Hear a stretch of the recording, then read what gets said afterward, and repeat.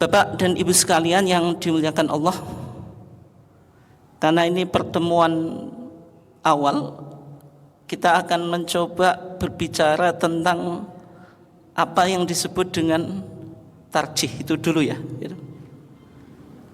Tarjih itu apa gitu? Tarjih itu secara lughatan, secara apa? Kebahasaan atau etimologi, itu ja'lu syai' rajihan, menjadikan sesuatu itu kuat, menjadikan apa? Sesuatu itu kuat. Kalau kuat untuk diapain? Untuk amalkan, sehingga pendapat yang kuat itu disebut pendapat yang rajih. Pendapat yang apa?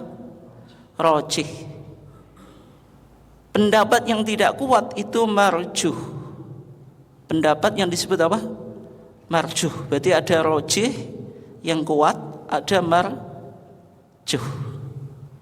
Dan istilah tarjih itu sebenarnya sebelum dipakai di Muhammadiyah itu sudah dipakai oleh ulama usul fikih. Ulama apa Pak? Tebu usul fikih. Ulama usul fikih itu ulama yang ahli dalam teori pengambilan apa?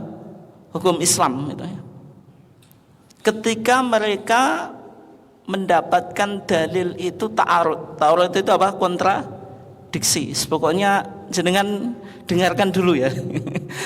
Nanti insya Allah paham. Ketika apa? Mereka mendapatkan dalil yang kontradiksi gitu. Tapi dalam pandangan ulama, bukan dalam pandangan Allah atau Rasul. Karena kalau kita katakan dalam pandangan Allah dan Rasul, namanya Al-Quran, namanya hadis, itu tidak boleh kontradiksi. Kalau terjadi kontradiksi berarti gagal menjadi apa Pak? Wahyu. Namanya wahyu kan nggak boleh kontradiksi. Tapi mungkin cara pandang kita yang apa belum bisa memahami secara sempurna gitu. Contohnya ini yang sederhana Pak atau Bu gitu. Ada dua dalil yang kontradiksi. Misalnya contoh di masyarakat apa? Yang biasanya menjadi politik identitas itu. Identitas ini Muhammadiyah, ini yang tidak Muhammadiyah. Meskipun Muhammadiyah bukan agama loh. Tadi Pak PCM sudah mengatakan Muhammadiyah itu bukan agama. Agama atau enggak Pak Tubuh? Bukan ya. Tapi Muhammadiyah memiliki paham keagamaan atau cara pandang di dalam apa? Memahami agama sebagaimana yang dirumuskan dalam majelis apa? Tarjih. Biasanya amaliyah yang menjadi politik identitas itu biasanya apa Pak Tabu? Bisa ada yang ngasih contoh gitu? Napa Pak Tabu? Amalan sing wonten teng masyarakat sing dados politik identitas. Contohnya napa? Itu. Itu. Pokoknya tahlilan dengan yang tidak. Ya itu Pak. Kalau di Masjid Muhammadiyah kunut atau enggak Pak? Tidak. Tapi di luar Muhammadiyah kunut gitu. Ya contoh yang mudah saja Pak. Tentang kunut gitu. Kunut itu ada dua dalil yang kontradiksi. Dulu Rasulullah pernah kunut 1 bulan, syahran mutatabi'an, 1 bulan secara berurutan ketika terjadi pembunuhan sab'ina qari'an, 70 sahabat yang hafal Quran. Peristiwanya disebut peristiwa Bi'ru Ma'unah. Bi'ru apa? Ma'unah, di sebuah tempat yang namanya apa? Bi'ru Ma'unah. 70 sahabat yang hafal Quran dibantai. Setelah mereka apa? Membohongi Rasulullah itu. Mereka mengutus utusan bahwasanya kabilah Bani Sulaim itu. Ada namanya Ri'lin, Usayyah, Zakwan, itu pada masuk Islam. Ketika mereka mengutus utusan kepada Rasulullah menceritakan mereka masuk Islam, yang dilakukan Rasulullah apa Pak? Rasulullah mengutus para sahabat untuk mengajarkan apa? Islam. Pertama kali yang diajarkan apa Pak? Ya Allah, Quran. Tetapi setelah 70 sahabat ini sampai di sebuah tempat namanya Bi'ri Ma'unah, dibantai Pak, meninggal. Setelah itu Rasulullah apa? Mendengar berita, Rasulullah apa? Sangat kecewa atau sangat apa Pak? Marah. Kemudian Rasulullah apa? Melakukan kunut di semua sholat. Di semua apa? Sholat. Berarti tidak hanya di sholat subuh, sholat duhur, sholat asar, kemudian apa? Sholat maghrib dan sholat isya. Syahron mutatabi'an, 1 bulan berturut-turut, yaitu melaknat kabilah Bani Sulaim tadi, Usayyah, Zakwan dan Ri'lin, supaya mereka apa? Dibalas oleh Allah. Kemudian Allah menurunkan ayat, laisa laka minal amri syai'un aw yatuba alaihim aw yu'adzibahum fa innahum apa? Zalimun. Wahai Muhammad, engkau tidak punya otoritas untuk apa? Melaknat kabilah Bani Sulaim itu. Bisa jadi mereka bertobat. Mereka apa? Bertobat. Kalau Nabi itu apa Pak? Mangkel, benci, pendendam, itu bagaimana nasib umatnya? Nabi Muhammad itu kan Nabi yang membawa apa? Rahmat untuk alam semesta. Wa ma arsalnaka illa apa? Rahmatan lil alamin. Sehingga Allah menegur Nabi Muhammad, sudah melaknatnya cukup 1 bulan. Yang menjadi pertanyaan setelah itu, Rasulullah masih tetap melakukan kunut di sholat subuh atau tidak? Itu dalam pandangan mazhab Syafi'i atau Imam Syafi'i, Rasulullah tetap apa Pak? Sholat, tetap kunut dalam sholat apa? Subuh itu. Sehingga di hadis Anas dikatakan bahwasanya Rasulullah itu la yazalu yaqnutu fi subhi hatta faraqad dunya. Rasulullah itu masih kunut di sholat subuh sampai beliau meninggal apa? Dunia ini. Ini hadis yang dipakai dalam mazhab Syafi'i. Tapi mazhab yang lain, di antaranya mazhab Hanafi dan mazhab apa? Hambali, itu mengatakan kunut subuh itu ghairu masyru', tidak disyariatkan. Tapi dalam pandangan mazhab Syafi'i dan mazhab Maliki, masyru', Pak, disyariatkan. Tapi waktunya atau tempatnya berbeda. Kalau mazhab Syafi'i jenengan kunut pada saat apa Pak? Iktidal, Rabbana walakal hamdu dan seterusnya, baru baca apa? Allahumma hdini, atau kalau imam ya, Allahumma hdina fiman hadait wa afina fiman afait wa tawallana fiman tawallait wa barik lana fima a'tait wa qina apa Bu? Syaroma qadait. Kok apal orang Muhammadiyah kunut? Kapal Bu jenengan? Ya apal enggak apa-apa Bu. Kan kita harus apa? Memiliki wawasan yang luas gitu. Enggak apa-apa hafal kunut. Iya. Dan sehingga dalam mazhab Syafi'i kunut itu pada saat apa? Iktidal. Tapi kalau dalam mazhab Maliki, baca surat selesai sebelum rukuk melakukan kunut, itu mazhab apa? Maliki itu. Nah dari sini Pak, berarti kunut itu kan terjadi apa Pak? Perdebatan. Setelah Rasulullah ditegur oleh Allah dengan turun apa? Laisalaka minal amri syai' itu dan seterusnya, apakah Rasulullah masih kunut dalam sholat subuh atau tidak? Lah berarti kalau kita di Muhammadiyah memilih hadis yang mengatakan Rasulullah itu ketika sudah 1 bulan melakukan kunut, ya tsumma tarokah, Rasulullah meninggalkan kunut, berarti tidak kunut di sholat subuh. Bagi mazhab Syafi'i berpandangan tetap kunut subuh. Berarti pandangan yang kita pilih, misalnya hadis yang berkaitan bahwasanya Rasulullah meninggalkan kunut subuh, ini disebut hadis yang rojih, hadis yang kuat. Bagi mazhab Syafi'i yang rojihnya hadis yang kunut. Bisa dipahami itu Pak? Ini kan berarti tarjih itu apa? Memilih mana dalil yang kontradiksi itu. Misalnya jenengan, apalagi Pak contohnya yang kontradiksi. Misalnya jenengan kalau mau sujud itu lututnya dulu atau tangannya dulu? Kalau yang jenengan lakukan mana Pak atau Bu? Mana Bu? Dengkule riyen atau tangannya dhisik Bu? Ada mazhab dengkul, ada mazhab tangan. Nah, itu berkaitan dengan cara pemahaman. Yang jelas Rasulullah itu mengatakan apa? Kalau seseorang itu sujud, fala yabruk burukal ba'ir. Janganlah dia sujud kayak jerumnya unta. Jerumnya unta itu tangan dulu atau lutut dulu? Kakinya dulu atau tangannya dulu? Jenengan tanya, unta itu punya tangan juga ya? Atau semuanya kaki? Nah itu terjadi perdebatan di situ Pak. Kalau ditarjih dikuatkan yang apa? Lutut dulu. Artinya kita tidak menyerupai menderumnya atau jerumi unta itu dengan apa?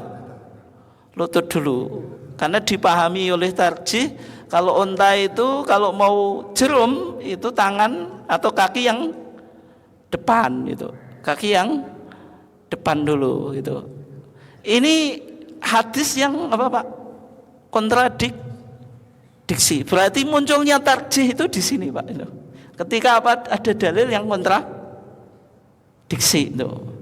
Misalnya kalau kita berpandangan mana mazhab yang kuat itu dalam kunut. Berarti kalau Muhammadiyah seolah-olah pandangannya sama tadi dalam konteks kunut subuh apa sama dengan mazhab apa? Hanafi dan Hambali. Sehingga kalau jenengan pernah haji atau umroh di Mekah sana, kalau subuh kunut atau enggak? Kunut apa mboten Pak Tabu?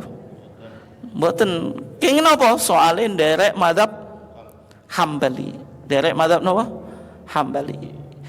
Berarti Muhammadiyah dalam kunut berbeda dengan mazhab Syafi'i dan mazhab apa? Maliki. Itu istilah apa? Tarjih. Berarti tarjih itu memilih dalil atau pendapat yang dianggap apa? Kuat. Sekti pahami gak? Mudahnya seperti itu Pak Tebu. Nanti pembahasannya panjang Pak. Ini saya permudah ya. Kemudian di Muhammadiyah tarjih itu maknanya sama dengan ijtihad Pak. Sama dengan apa? Ijtihad. Ijtihad itu lebih luas daripada tarjih. Karena tarjih itu hanya digunakan untuk memilih pandangan yang lebih kuat. Berarti kalau tarjih itu sudah ada dalil, ada pendapat. Sudah ada dalilnya, sudah ada apa? Pendapatnya. Misalnya kunut subuh itu sudah ada Pak dalilnya, hanya saja pilihannya kita kunut atau tidak. Pendapat ulama sudah ada. Tadi pendapat yang bilang kunut subuh itu sunnah mazhab Syafi'i, mazhab Maliki. Yang tidak sunnah mazhab Hanafi dan mazhab Hambali itu. Tapi kalau ijtihad itu cakupannya lebih luas Pak. Ijtihad itu apa? Ijtihad itu menggali sebuah apa? Hukum syar'i. Itu yang paling mudah semacam itu. Apa? Menggali hukum syar'i, baik dari Al-Qur'an dan Sunnah maupun tidak ada dalilnya. Karena ijtihad itu tiga Pak atau Bu. Ada ijtihad bayani. Ijtihad apa? Bayani. Bayani itu ijtihad penjelas. Maksudnya apa? Ijtihad yang berkaitan dengan dalil atau memahami dalil yang ada dalam Quran dan Sunnah. Pokoknya jenengan pertama kali didengerin aja Pak Tebu. Nanti kok malah bingung. Ngaji itu kudu bingung dhisik no. Kudu apa bingung? Dhisik. Ijtihad bayani itu apa? Ijtihad yang berusaha menafsirkan Al-Quran dan Sunnah itu. Secara umum dipakai dalam ibadah makhdhoh itu. Misalnya jenengan ditanya hukum baca Al-Fatihah di dalam sholat, itu hukumnya apa Pak Tobu? Wajib atau sunnah Bu? Wajib. Kalau hukum membaca doa iftitah dalam sholat, hukumnya wajib atau sunnah? Wajib atau sunnah Bu? Sunnah. Kenapa mau kita simpulkan demikian? kita simpulkan demikian setelah kita mengkaji dalil dari Quran dan Sunnah. Misalnya Al-Fatihah itu wajib Pak. Ditemukan hadis Ubadah ibn Samit bahwasanya Rasulullah bersabda, la sholata liman lam yaqra bi Fatihatil kitab. Tidak ada solat, maksudnya tidak ada solat yang sah Pak, bagi orang yang tidak baca apa? Al-Fatihah. Sehingga disimpulkan Pak bahwasanya Al-Fatihah itu salah satu dari rukun solat yang harus dibaca itu. Kenapa kok doa iftitah itu tidak wajib Pak atau Bu? Kenapa Bu? Kenapa Pak? Ini yang agak susah ini, gimana jawabnya itu? Kenapa kok doa iftitah tidak wajib gitu? Karena dalam hadis Abu Hurairah Pak, ketika Rasulullah mengajarkan seorang sahabat yang melakukan sholat selalu salah Pak, sampai 3 kali Rasulullah bilang kepada dia, irji fasolli fa innaka apa? Lam tusolli. Suruh mengulangi sholatnya sampai 3 kali. Sampai setelah itu sahabat itu menyerah Pak, tebu. Karena jenengan kalau melakukan sebuah pekerjaan 3 kali salah terus, itu lebih baik menyerah atau ngotot meneruskan Pak, tebu. Menyerah saja. Nah sahabat itu Pak, itu juga menyerah. Ya Rasulullah la uhsin ghairuhu. Ya Rasulullah, saya sudah tidak bisa melakukan sholat selain ini. Kemudian Rasulullah mengajarkan sholat. Ketika itu yang dikatakan Rasulullah, idza qumta ila sholati fakabbir. Kalau engkau mau sholat, ucapkanlah takbir. Takbir apa Pak? Takbiratul ihram. Hukumnya apa Pak? Wajib. Kenapa kok disebut ihram? Kenapa Bu? Dalam sholat itu ada takbiratul ihram, ada takbir apa Bu? Intikal. Bedanya apa? Ihram itu ahrama yuhrimu ihraman Pak. Artinya mengharamkan. Maksudnya apa? Kalau jenengan sudah Allahu Akbar, semua aktivitas yang tidak ada hubungannya dengan sholat harus ditinggalkan. Allahu Akbar. Masih lapar itu, haus, boleh makan atau minum? Enggak boleh. Kalau kita lakukan sholat kita apa? Batal. Allahu Akbar, saya kok ngantuk, tak tidur dulu, sholatnya ya batal gitu. Artinya kalau jenengan sudah Allahu Akbar, haram melakukan segala sesuatu selain sholatnya. Makanya disebut takbiratul ihram. Setelah itu Rasulullah berkata kepada sahabat tadi, "Tsumma qra' ma tayassara ma'aka minal Qur'an." Kemudian bacalah apa yang mudah bersama engkau daripada Al-Quran. Ini maksudnya apa Pak Tobu? Kenapa kok kita pahami Al-Fatihah? Padahal surat yang mudah itu Al-Fatihah atau Qul Huwailek Pak Tobu? Mudah mana? Qul Hu sama Al-Fatihah? Mudah mana Pak Tobu? Mudah Al-Fatihah. Kenapa? Karena Al-Fatihah itu surat yang pertama, meskipun nenek guyonan Qul Huwailek. Artinya bacalah apa yang mudah bersama engkau dari Al-Quran. Maksudnya Al-Fatihah. Nah dari hadis ini Pak Tobu, ini hadisnya panjang ya, tapi kita langsung pada kesimpulan. Rasulullah menyebut doa iftitah atau tidak Pak? Tidak. Berarti yang wajib itu takbiratul ihram, yang kedua Al-Fatihah. Di antara takbiratul ihram dan Al-Fatihah ada apa Pak? Ada ngangkat tangan. Wajib atau sunnah? Allahu Akbar. Kalau seandainya jenengan nggak ngangkat tangan, sholatnya sah atau enggak Pak Tubuh? Tidak sah Pak. Sah atau enggak Pak Tubuh?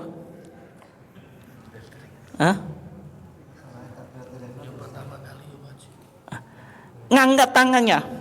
Nah ini kadang kita bingung Pak. Yang takbir itu Allahu Akbar atau ngangkat tangannya? Allahu Akbar, karena tidak semua takbir kita ngangkat tangan. Kalau jenengan mau sujud Allahu Akbar atau enggak? Iya kan? Ngangkat tangan atau enggak Pak? Enggak. Berarti kalau ngangkat tangan hukumnya sunnah. Yang wajib Allahu Akbarnya itu. Kemudian ada apa lagi Pak Tebu? Ada doa iftitah, hukumnya apa? Sunnah. Ada sedekap, meletakkan tangan kanan di atas tangan kiri, di atas dada. Wad'ul yumna 'alal yusra 'ala sadrihi. Kemudian ada apa lagi Pak Tebu?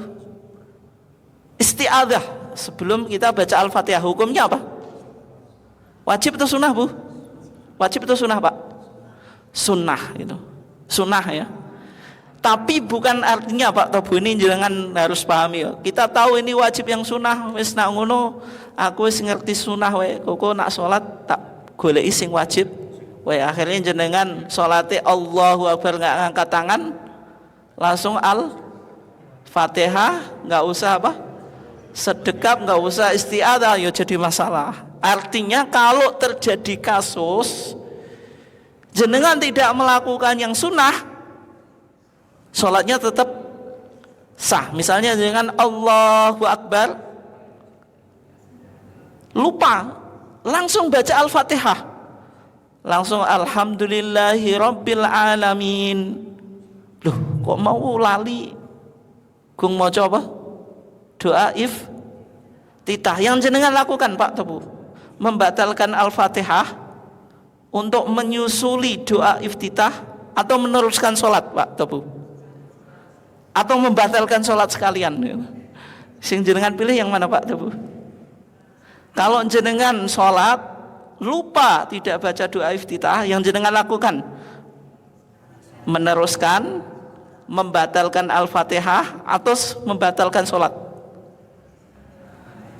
Meneruskan Al-Fatihah Pak. Nggak boleh jenengan batalkan Al-Fatihah. Kenapa? Karena Al-Fatihah wajib. Doa iftitah sunnah. Wajib sama sunnah lebih penting mana Pak? Lebih penting wajib. Itu kenapa kok kita harus tahu ini yang wajib, ini yang sunnah. Itu maksudnya ya. Bukan berarti kalau kita sudah tahu ini wajib, ini sunnah, kita pilih yang wajib-wajib saja. Nanti habis ngaji sholatnya jenengan cukup singkat ya. Karena apa? Nggak ngangkat tangan langsung Al-Fatihah, yo nanti bar ngaji yo mudah rusak ibadah itu. Maksudnya bukan semacam itu ya. Ya.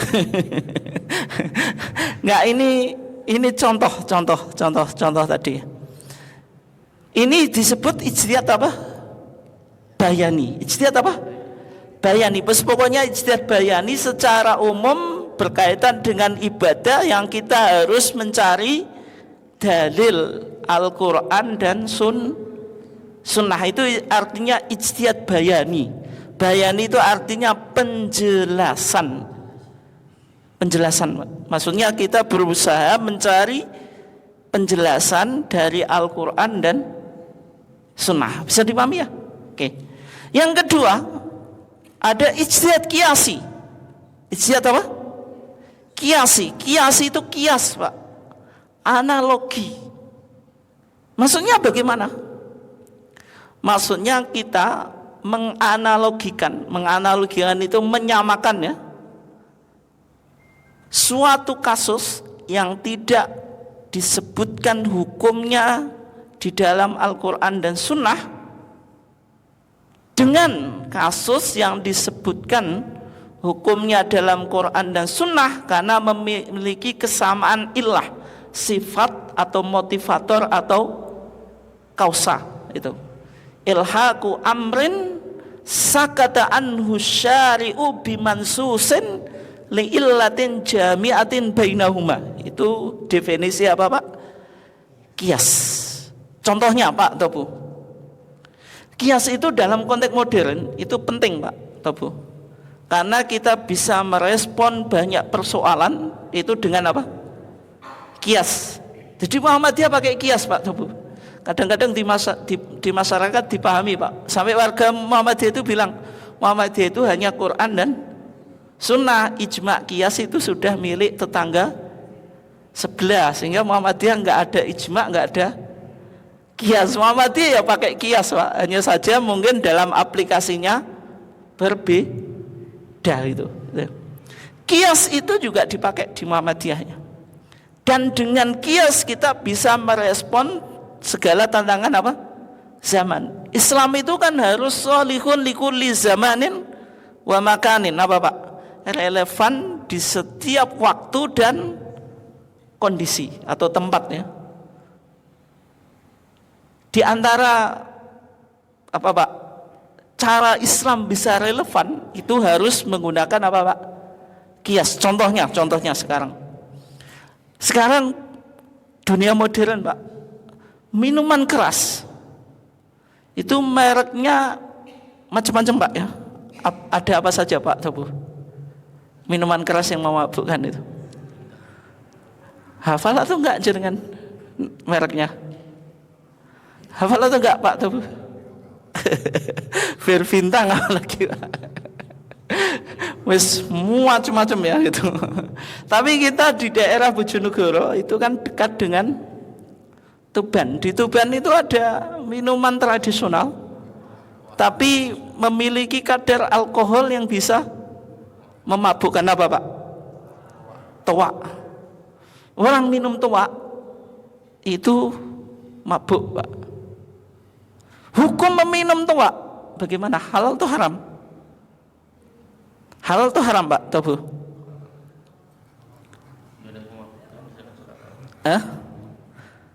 Halal atau haram Pak? Toa itu halal atau haram? Nggak kira-kira memabukkan atau enggak? Aduh. Haram. Tapi jenengan cari dalilnya ada atau enggak Pak? Dari Quran dan Sunnah. Al-Quran hanya bilang innamal khamru wal maisiru wal ansabu wal azlamu rijsun min amali syaitani fajtanibuhu la'alakum apa? Tuflihun. Yang ada innamal khamru, sesungguhnya apa? Khamr itu apa? Minuman keras yang ada di zaman Nabi yang terbuat dari apa Pak? Anggur itu. Itu minuman keras yang biasa dikonsumsi di zaman Nabi. Tapi jangan cari dalil tentang toa. Ada atau enggak dalam Quran misalnya? Innamat tawa'u. Ada enggak Pak? Enggak ada. Yang ada innamal khamru. Khamr Pak. Nah sehingga kalau kita ingin tahu hukum apa Pak? Toa. Kan toa ini harus direspon Pak. Direspon itu maksudnya dikaji ini halal toh haram. Misalnya banyak pemuda yang minum toa akhirnya apa Pak? Mabuk. Kita sebagai apa Pak? Mubalek atau ulama atau apa, warga Muhammadiyah yang baik, yang soleh kan ingin tahu Pak, ini halal toh haram itu. Nah cara kita untuk mengetahui hukum toa tadi dengan apa? Dengan kias. Dengan apa? Kias. Bagaimana kita mengkiaskan? Itu. Di Al-Quran ada khamr. Khamr itu minuman keras yang terbuat dari apa? Anggur. Toa itu terbuat dari apa Pak? Dari apa Pak? Siwalan ental itu Pak ya, mungkin difermentasi itu gimana Pak itu? Hah? Apa Pak? Pohon aren ya itu. Nah, itu. Kalau khamr jelas haram. Toa ini dicari ilahnya Pak. Ilah itu apa? Kesamaan, ada unsur memabukkan. Kalau dunia modern Pak, karena Muhammadiyah itu istilahnya sangat canggih Pak. Artinya Muhammadiyah menggunakan 3 pendekatan Pak. Ada pendekatan bayani. Pokoknya jenengan dengerin dulu ya, istilah-istilahnya banyak. Tapi kalau jenengan nanti bisa mengikuti, itu betul-betul bermuhammadiyah secara keilmuan Pak.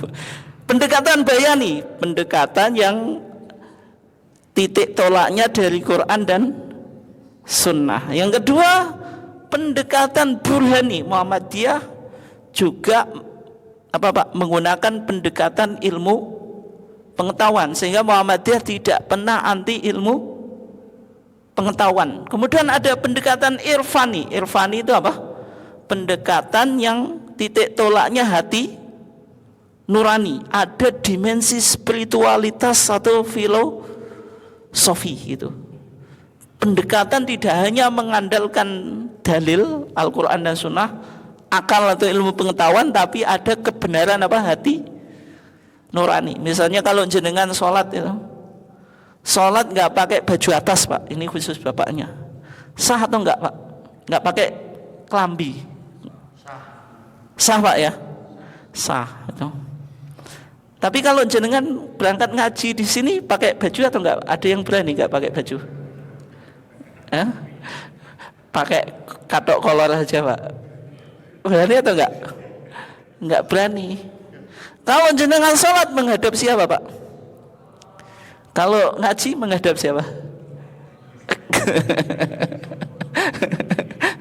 Itu. Meskipun secara fikih Pak, auratnya laki-laki apa Pak? Baina surah wa rukbah, antara apa? Pusar dan lutut. Secara fikih, secara dalil kan sah Pak, ya kan? Tapi kalau jenengan lakukan hati nurani ya bicara apa Pak? Ki pantas atau enggak kira-kira? Pantas atau enggak Pak?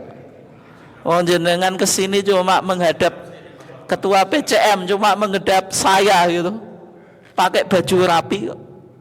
Padahal kita apa Pak? Sama-sama manusia, tapi kalau jenengan menghadap Allah gitu, terus nggak pakai baju atas, kira-kira etikanya di mana kan itu Pak? Itu pendekatan apa? Pendekatan apa? Irfani. Nah, ya. Itu ya. Ya kembali ke tadi Pak ya. Berarti kalau kita ingin tahu hukumnya apa?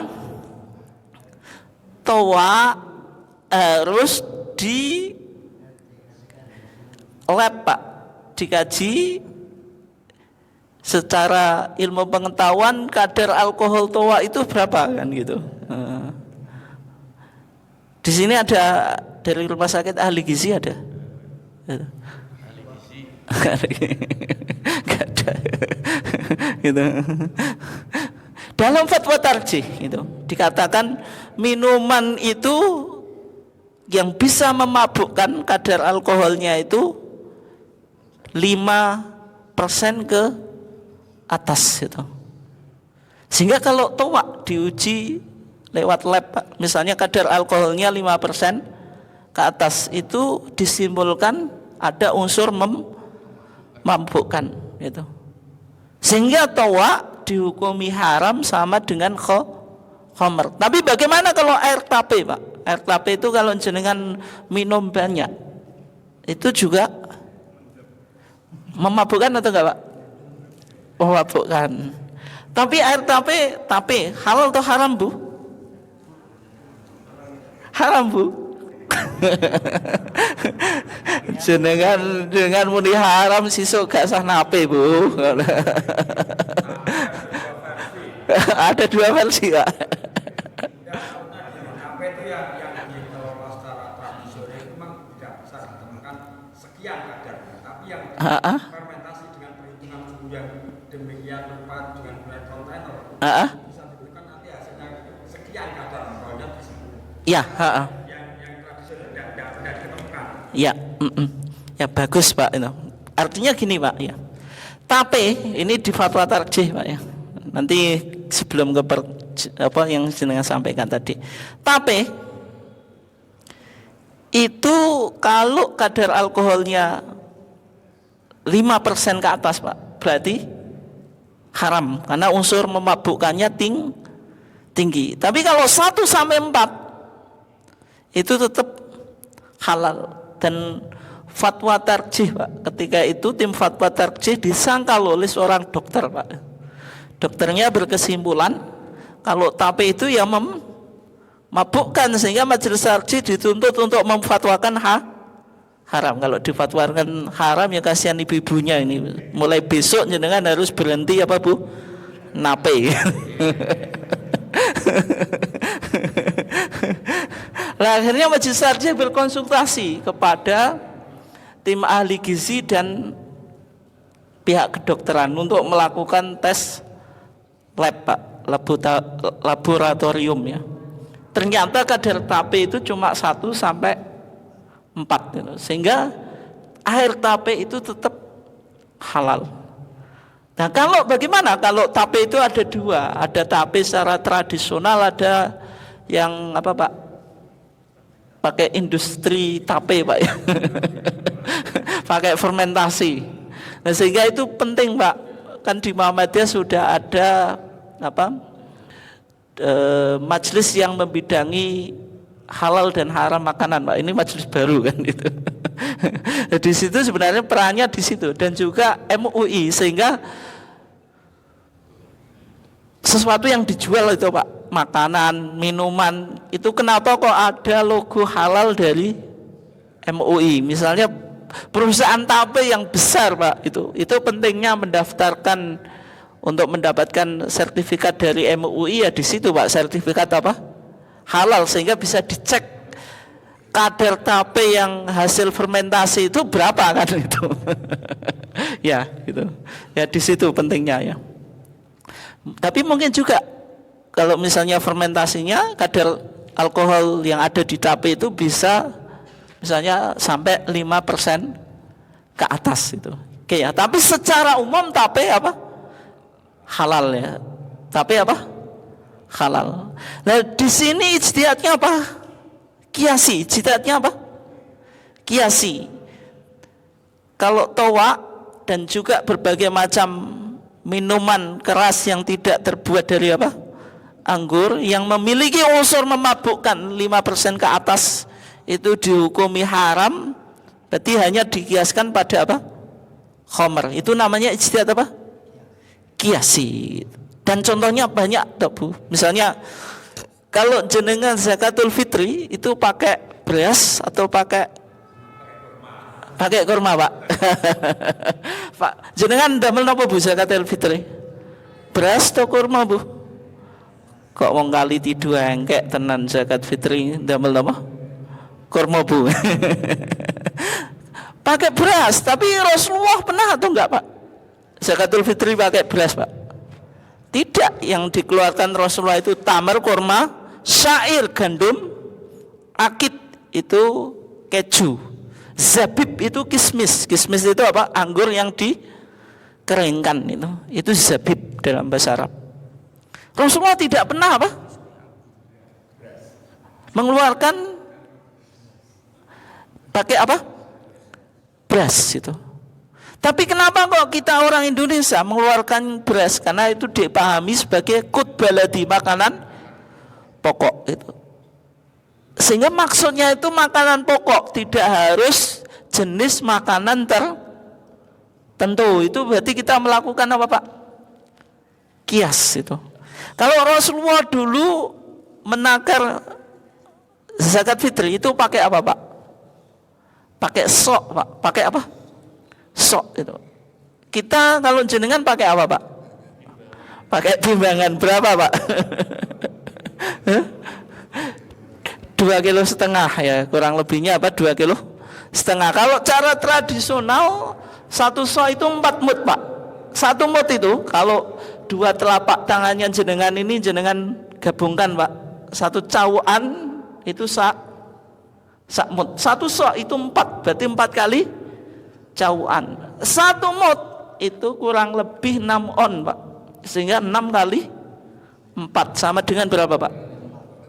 24, berarti 2 kilo 4 on. Karena digenapkan menjadi 2 kilo setengah. Cara hitungnya semacam itu Pak. Meskipun Kemenak ya berpandangan 3 kilo macam-macam Pak. Wong lazismu saja Pak, antara lazismu Jawa Timur bilang 3 kilo, lazismu Jogja bilang 2 kilo setengah. Tapi intinya ya kurang lebih 2 kilo setengah Pak, kurang lebihnya itu. Oke ya. Tapi Rasulullah tidak pernah Pak menakar atau apa tadi ukuran zakat fitri itu pakai 2 kilo setengah, ya pakai apa? Sok itu. Artinya kita melakukan apa Pak? Kias itu. Dan ijtihad yang terbaru Pak, zakat fitri itu boleh dengan uang. Boleh atau enggak Pak Tebu? dengan uang. Padahal di zaman Rasulullah itu tidak pernah Pak mengeluarkan zakatul fitri dengan uang. Bagi teman-teman salafi Pak, mohon maaf ini ya, mereka berpandangan zakat fitri itu haram pakai uang. Kenapa Pak? Karena tidak pernah dilakukan oleh Rasulullah. Tapi di ijtihad di Muhammadiyah Pak, kontekstual Pak, karena masyarakat modern itu orang fakir itu kadang nggak butuh beras Pak, tapi yang dibutuhkan apa? Uang itu. Akhirnya dapat beras ya dijual lagi Pak. Terus yang penting kan dia dapat uang. Bagi masyarakat yang industri Pak, yang tiap hari nempur gitu, nempur itu apa? Beli beras itu. Masa mau zakatul fitri beli beras dulu baru dikasih, kan fleksibel langsung uang. Sehingga ijtihad itu apa Pak? Berkembang. Nah ini semuanya apa Pak? Ijtihad apa? Kiasi. Yang ketiga itu ijtihad al-istislahi, ijtihad yang tidak bersandar pada apa? Ala nasin khasin, atas nas yang khusus Pak, tapi sandarannya hanya ruhus syariah, spirit syariah, yaitu apa? Kemaslahatan. Fa haitsuma wujidatil maslahatu fathamma syar'ullah. Ini kaidahnya Pak. Dimanapun ada kemaslahatan, maka itu ada syariat Allah. Sehingga dalam kajian ulama Islam Pak, ada istilahnya maqasidu syariah, tujuan syariat. Bahwasanya syariat itu pasti ingin merealisasikan 5 perkara Pak. Tuh, Bu. Ini jenengan dengerin aja. Yang pertama itu hifdzuddin, menjaga agama. Kenapa kok jihad itu dianjurkan Pak dalam agama kita? Kenapa Pak? Karena agama itu tidak mungkin tegak tanpa jihad. Meskipun orang jihad itu kemungkinan yang terjadi hanya 2 Pak. Kalau dia tidak mendolimi diri sendiri, mendolimi orang lain. Kalau jenengan terbunuh, mendolimi diri sendiri. Membunuh orang lain, mendolimi orang lain. Tapi jihad tetap apa Pak? Menjadi bagian yang sakral dalam agama. Tapi implementasi jihad ya ada syaratnya Pak tuh Bu. Bukan kelompok-kelompok apa? Teroris, ekstremis yang mengaplikasikan jihad tidak pada tempatnya. Kan aksi-aksi bom bunuh diri itu apakah disebut jihad atau tidak? Itu kan secara umum terpenuhi syarat jihad atau tidak Pak? Apakah yang itu disebut jihad? Sehingga kalau dalam pandangan Muhammadiyah semacam itu ya bukan apa Pak? Jihad, karena jihad itu harus ada deklarasi dari apa? Pemimpin, atau konteks sekarang ya pemerintah itu.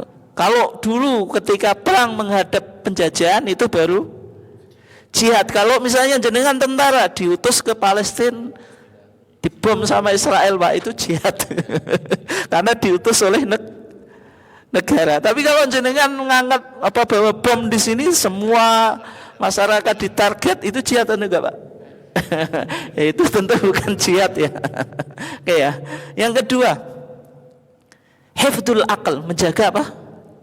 Akal. Ini pas yang kita bahas Pak. Kenapa kok minuman keras itu diharamkan Pak? Karena kalau orang minum minuman keras, dia yang akan terjadi apa Pak? Mabuk. Kalau dia mabuk tidak sadar, dan kriminalitas itu terjadi ketika Bapak orang enggak waras itu. Makanya Islam ingin menjaga bahwasanya otaknya orang muslim itu harus tetap apa? Waras. Kalau enggak waras ya repot Pak. Segala tindakan kriminalitas itu akarnya apa Pak? Karena otaknya enggak waras itu. Nah, dari situlah kenapa kok minuman keras apa? Diharamkan. Yang ketiga Pak, hifdzun nafs, menjaga jiwa gitu, menjaga jiwa gitu. Membunuh boleh atau enggak? Tidak boleh, karena Islam mengakui bahwasanya jiwa itu harus dihormati. Sehingga dalam Islam ada apa Pak? Kisos, orang bunuh bunuh gitu. Untuk menghormati apa Pak? Ruh atau jiwa. Yang keempat, hifdzul mal, menjaga harta. Mencuri boleh atau enggak? Enggak boleh, karena mencuri itu apa Pak? Menghilangkan hak kepemilikan orang lain. Setiap orang punya hak kepemilikan. Makanya dalam Islam orang mencuri itu ada apa Pak? Haddus sarikoh, diamputasi tangannya. Meskipun ini untuk konteks Indonesia ya harus yang menegakkan harus pemerintah Pak, bukan kita. Jenengan nggak bisa menangkap pencuri langsung potong tangannya, bukan semacam itu ya. Itu hak otoritas apa? Ulil amri gitu. Ya di Indonesia undang-undangnya mendukung atau tidak kan di situ kan.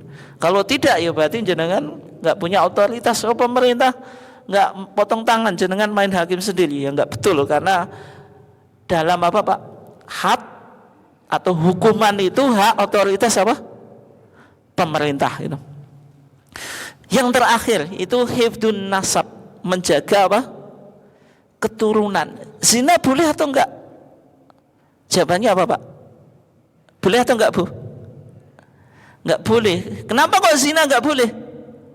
Karena ketika orang melakukan zina yang rusak apa Pak? Keturunannya. Ada wanita baik-baik terus hamil Pak, suaminya enggak jelas itu. Mana ini suaminya? Melahirkan anak enggak punya bapak atau bapaknya lari Pak, karena tidak nikah. Yang terjadi apa Pak? Kerusakan secara apa? Sosial, sehingga Islam melarang apa? Zina untuk memproteksi apa? Memproteksi apa? Keturunan. Memproteksi apa? Keturunan itu. Ya. Sehingga dalam Al-Quran dikatakan wala taqrabu apa? Zina innahu kana fahisyatan wa sa'a sabila. Mendekati enggak boleh. Kalau zina boleh atau enggak Bu? Yang dilarang mendekati saja. Kalau sekalian zina boleh Bu? Enggak boleh, mendekati saja enggak boleh. Kayak misalnya Al-Quran bilang wala taqul lahuma uff. Seorang anak jangan berkata kepada kedua orang tuanya apa? Gitu. Atau menunjukkan sikap tidak respect, tidak hormat. Tapi kalau seorang anak memukul kedua orang tuanya, boleh atau enggak Pak Tubuh? Boleh atau enggak? Tapi dalilnya mana Pak? Dalilnya mana? Kalau ada larangan anak tidak boleh memukul kedua orang tua Pak. Yang ada wala taqul lahuma apa? Uffin, janganlah engkau berkata kepada kedua orang tuamu wong saja enggak boleh, apalagi memukul, ya malah temen. Itu namanya kiasu aula Pak. Kiasu aula. Kias aula itu analogi yang dianalogikan lebih utama untuk menerima hukum. Kembali ke tadi Pak. Jadi ijtihad istislah itu ijtihad yang pertimbangannya apa? Kemaslahatan. Tidak ada dalil secara khusus. Ya misalnya kebijakan pemerintah biasanya pertimbangannya ijtihad istislahi Pak. Mentaati lampu lalu lintas hukumnya apa Pak? Halal atau haram? Kok halal atau haram? Wajib atau sunnah atau enggak perlu ditaati?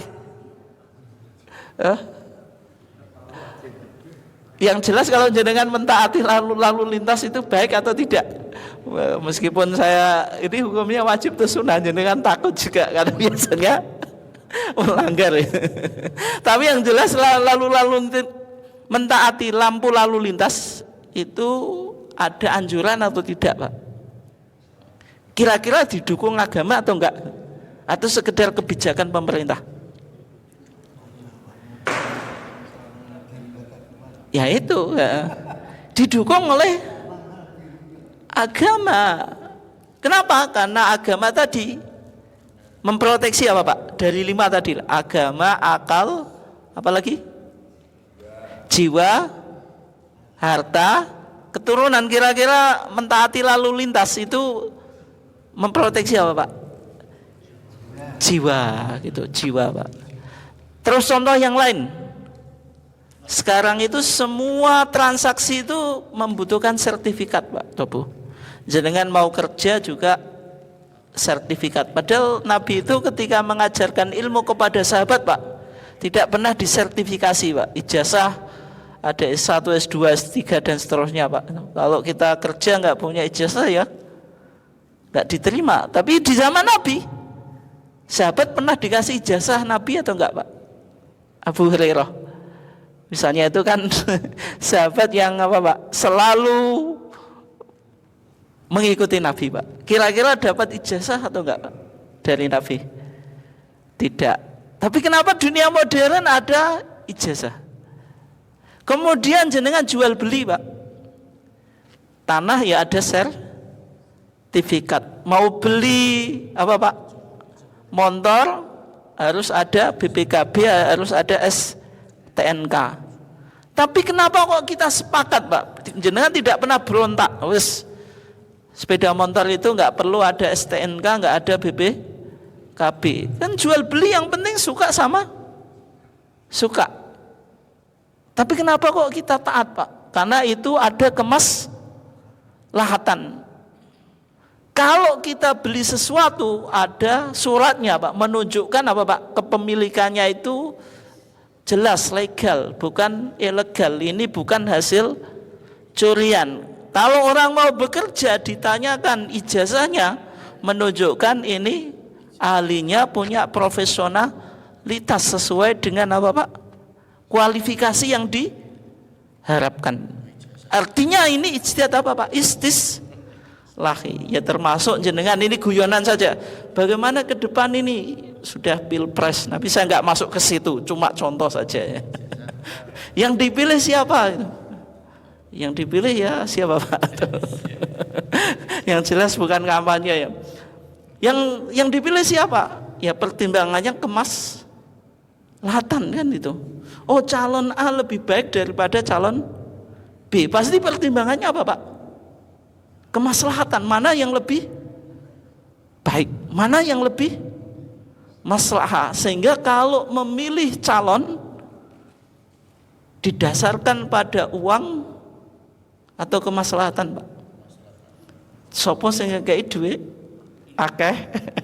Toh yang penting tadi, Pak, secara uang duit, Pak.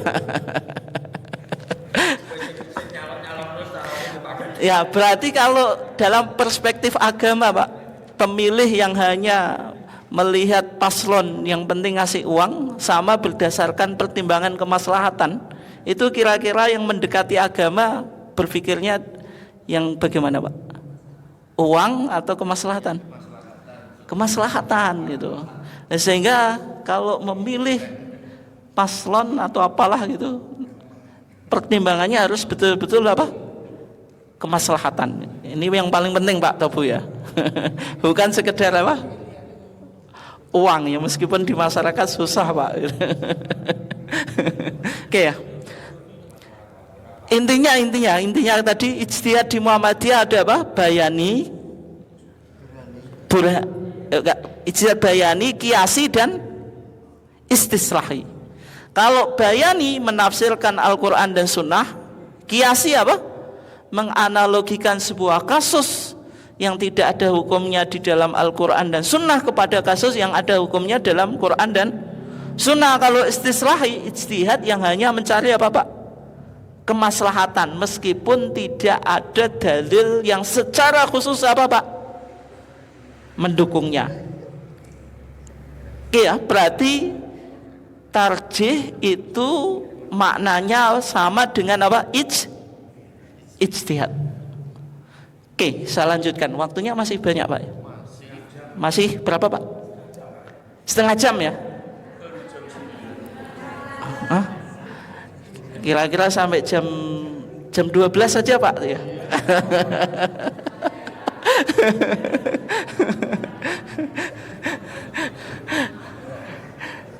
Oke ya, berarti tarjih itu sama dengan apa? Ijtihad ya. Saya lanjutkan. Ketika kita mengkaji tarjih, Pak, pokoknya kalau jenengan apa sudah kesel ngomong ya. Soalnya saya ngomong juga kesel gitu. Aduh. Wong sing ngrungokke kesel apa maneh sing ngomong gitu. Oh gitu Pak. Itu paling setane ngiliki jenengan Pak itu. Wes penak jagongan wae no. Oh gitu. Oke ya. Wawasan ketarjian. Enggak kita bahas semuanya ya.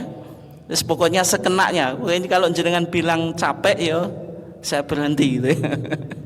Nah, dalam kita bertarjih itu ada beberapa wawasan Pak. Ada beberapa apa? Wawasan.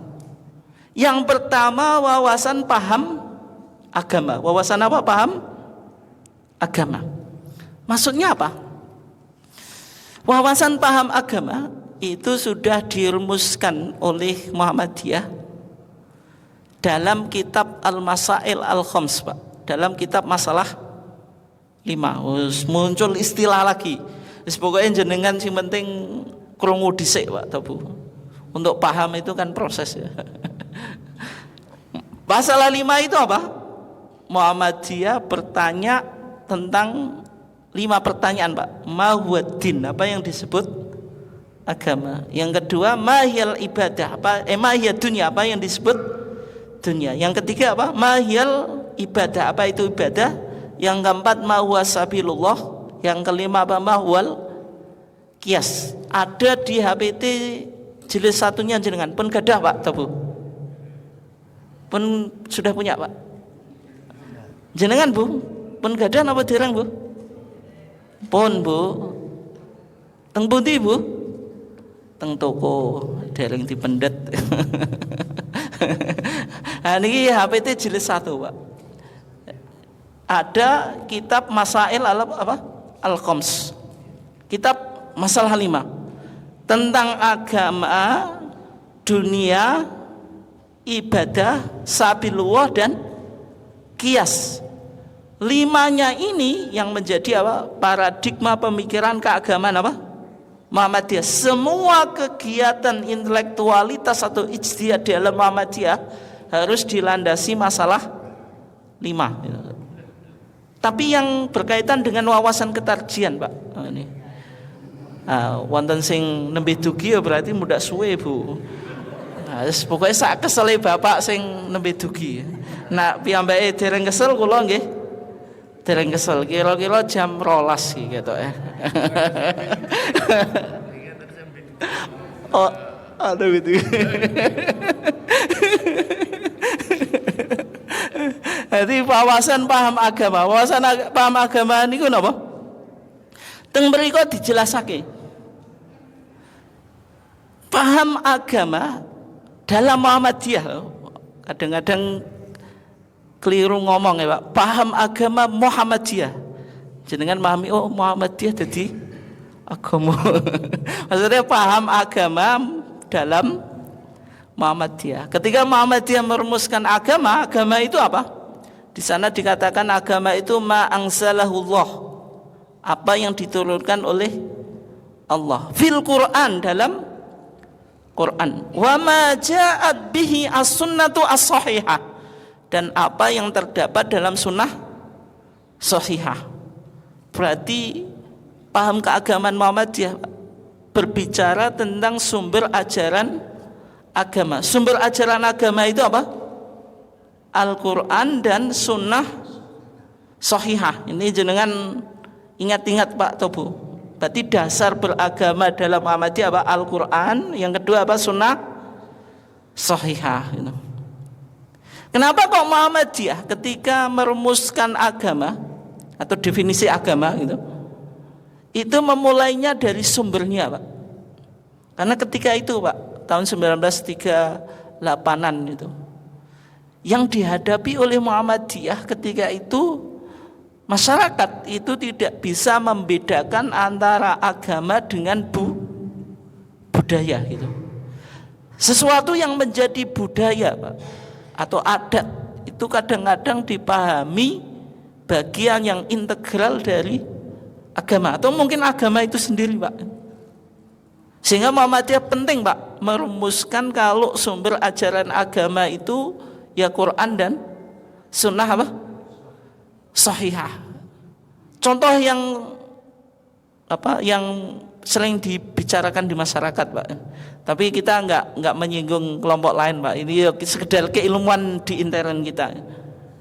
Misalnya tahlilan pasca kematian, setelah kematian itu selamatan geblakan, Pak. 3 dino, 7 dino, matang puluh nyatusi nyewuni terus saat ini tambah neh napa haul 1 juta.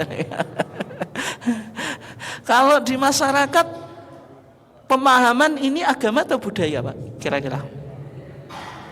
Nih, kalau di masyarakat, Pak Tubu, dipahami niki agama atau budaya atau tradisi atau adat? Agama atau budaya, Pak? Di masyarakat. Agama, Pak. Ya meskipun kalau ngertos, Pak, sebagian warga Muhammadiyah ya tasik dereng saged nggih. Tenggen kula nggih sami. Tapi kan kadang enek pemahaman, Pak. Ada rasa ketakutan, mau enek wong mati mau di apa? Di glondongno, gak di selameti gitu. Karena dipahami apa, Pak? Ini agama. Tapi ketika dicari dalilnya, itu kira-kira ada atau enggak, Pak? Itu ada atau enggak? Tidak ada gitu. Tidak apa? Tidak ada. Baik dalil secara khusus dalam Quran maupun Sunnah. Nah, sehingga ketika itu, Pak, Muhammadiyah ketika merumuskan agama itu langsung pada sumber ajaran agama, yaitu apa? Al-Quran dan Sunnah Sahihah gitu. Sunnah apa? Sahihah. Sehingga sesuatu yang menjadi budaya, sesuatu apa yang menjadi budaya, tetapi dipahami sebagai agama, ketika tidak ditemukan dalilnya dari Quran dan Sunnah, ya berarti apa, Pak? Tidak harus wajib dilaksanakan. Bisa dipahami, Pak, ya? Kenapa kok Muhammadiyah ketika mendefinisikan agama berangkat dari sumber agama, yaitu Al-Quran dan Sunnah. Yang kedua, Pak, Al-Quran dan Sunnah itu kan menjadi jargon gerakan apa? Muhammadiyah. Sehingga yang diserukan oleh Muhammadiyah itu apa? Arju ilal Quran wa Sunnah, kembali pada Quran dan Sunnah, Pak. Ketika menyelesaikan apa? Persoalan, misalnya di hal penerangan tentang hal tarjih, Pak. Ketika Muhammadiyah merespon khilaf itu perbedaan pandangan di kalangan apa, Pak? Masyarakat.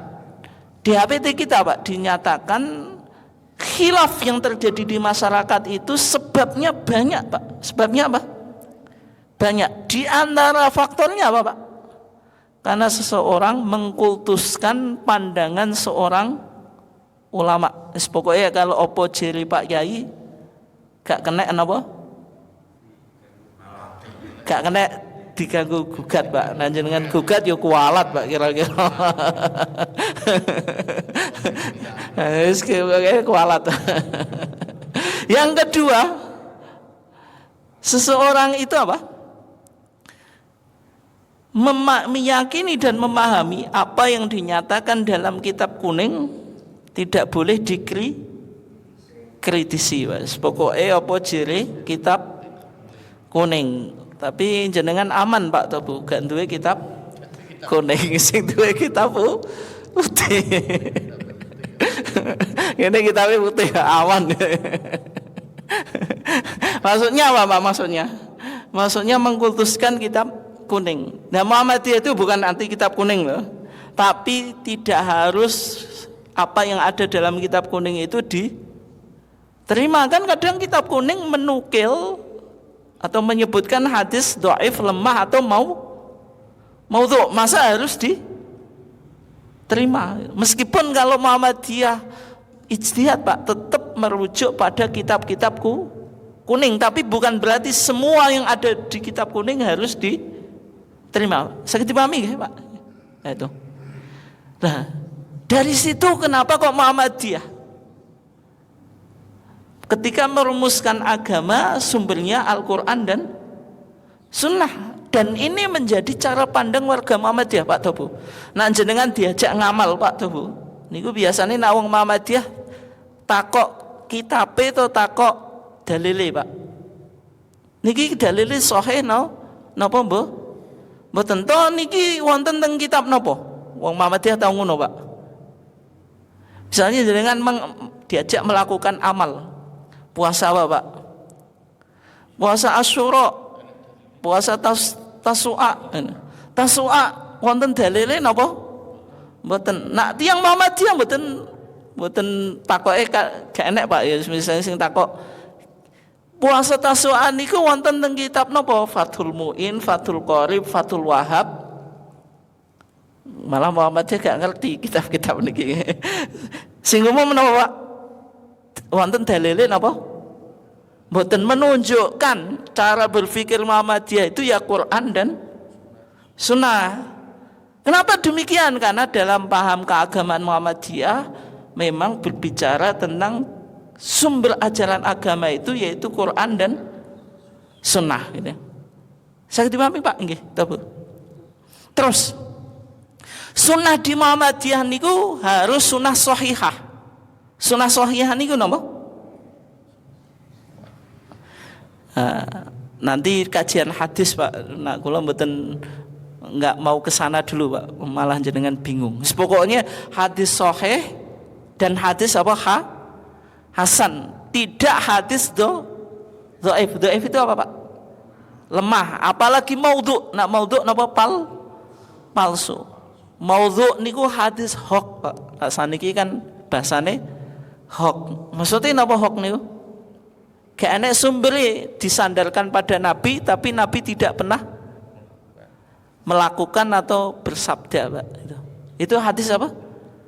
Maudhu. Maudhu itu sebenarnya bukan hadis. Tapi kalau dhaif itu masih mending Pak. Tapi Muhammadiyah hadis dhaif pun tidak dipakai Pak. Berarti Muhammadiyah hanya menerima hadis sahih dan hadis hasan. Sehingga di Muhammadiyah biasanya bicara tentang fadhailul a'mal itu juga tidak mudah Pak ya. Benak teng masyarakat sapa sing ngamal ngene ganjarane sakmene Pak. Cirine hadis dhaif Pak. Amalane ringan tapi ganjarane gede, wis sing nyeneng wong Pak. Itu yang menyenangkan. Tapi kalau di Muhammadiyah meskipun fadhailul a'mal, keutamaan amal, minimal hadisnya harus hasan. Kalau hadisnya hasan boleh dipakai. Sehingga Muhammadiyah sangat selektif dalam penggunaan hadis. Makanya orang Muhammadiyah pertanyaannya hadisnya sahih atau dhaif. Sahih atau lemah, menunjukkan kalau yang dipakai itu hanya hadis sahih atau hasan. Kalau dhaif tidak dipakai. Saya dipahami Pak. Niku. Terus saat niki Pak, isi agama. Niki kula insyaallah Pak 5 menit atau 10 menit malih nggih. Isi agama 3. Minal awamir, perintah-perintah, wan nawahi, larangan-larangan, wal irsyadat, dan petunjuk. Misalnya Allah Subhanahu wa taala berfirman, wa aqimus shalah wa atuz zakah. Ini perintah atau larangan Pak? Perintah untuk sholat, perintah untuk zakat. 5 menit lagi Bu. Padahal aku seniat ngaji sampai jam 12. Kecewa aku. 5 menit lagi Bu. Hati agama itu perintah, larangan. Larangan contohnya apa? Wala taqrabus zina, jangan engkau mendekati zina. Wala ta'kulu riba, janganlah engkau memakan apa? Riba. Berarti isinya agama kalau kita tidak menjalankan perintah, yang meninggalkan apa? Larangan. Jenengan sholat berarti menjalankan apa Bu? Perintah. Jenengan apa Bu? Tahu Pak? Tidak di jalan minum, mendatangi ngaji berarti meninggalkan apa? Larangan. Minum minuman keras Pak maksudnya. Tapi agama juga ada irsadat. Irsadat itu apa? Petunjuk. Ketika kita baca Quran dan Sunnah pasti ada inspirasi. Misalnya cerita bagaimana Nabi Ibrahim mendapatkan wahyu untuk menyembelih siapa? Ismail. Itu kan ada dialog, Pak. Ya bunayya inni ara fil manami anni apa? Atbahu. Wahai anakku, saya diperintahkan oleh Allah untuk menyembelih engkau. Nabi Ibrahim yakin ini wahyu, tapi masih didiskusikan kepada apa, Pak? Anaknya. Tidak langsung Nabi Ibrahim setelah bangun ambil apa? Golok atau pedang, Pak. Ismail langsung disembelih. Menunjukkan apa, Pak? Inspirasinya. Ketika kita mengajarkan kebenaran harus didialogkan. Enggak boleh jenengan saya benar. Orang-orang harus apa, Pak? Wajib taat saya, tapi jenengan tidak pernah menjelaskan, okay. Itu ya. Terus sing terakhir tenan nih, lisolahil ibad dunyahum wa ukhrahum. Malah mau undak terus, Bu. Untuk kemaslahatan hamba di dunia dan di akhirat. Makanya tadi ada istilah apa, Pak? Istislahi. Semua apa, Pak? Pandangan kita terhadap persoalan-persoalan yang tidak ada dalil secara khusus harus dilandasi apa? Kemaslahatan. Nah, itu saja nggih. Kajian kita wonten pertanyaan apa mboten, Pak? Soal jawab napa langsung mawon? Nah, kula ngotot sampai jam 12, Bu, gitu. Wonten apa mboten langsung nih? Langsung nih. Langsung, Bu. Jenengan mangkel tenan, Bu, ambek aku. Ngaji pisan nih pingin sampai jam 12 gak dikabulo. Nggih, kurang lebih mohon maaf Pak Bu. Mudah-mudahan tadi bisa menambah keilmuan kita meskipun banyak istilah, Pak. Wong ngajinya tarjih itu kan ngaji hukum tuh, Pak. Berarti paling tidak sedikit demi sedikit apa? Nanti kita akan apa? Memahami dan akan paham beberapa istilah yang ada di ketarjian. Kurang lebihnya mohon maaf. Wassallallahu ala nabiyina Muhammad wa ala alihi wasallam. Wassalamualaikum warahmatullahi wabarakatuh.